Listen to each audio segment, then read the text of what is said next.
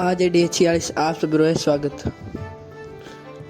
आज मन check ground जाना तो जोधपुर रास्ता में 2 किलोमीटर खाड़ा वाली सड़क ने पार करना आया मैं हलाव चौराहे माते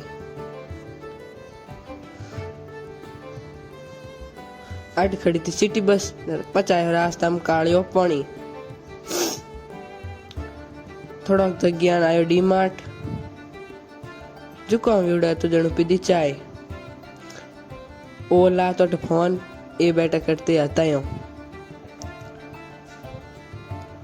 मार मासी 20 के सेलिब्रेशन माते 3 सब्सक्राइबर ने दीदा है गिफ्ट। मैं भी दूंला मार जदे 1000 सब्सक्राइबर और इंस्टा माते 5000 फॉलोवर हो जाए जने बस मैं खा तो 200 बस मैं रूबी क्यों है जो जोड़ी दे कुनी जन मैं खोल पर ने जोड़ियो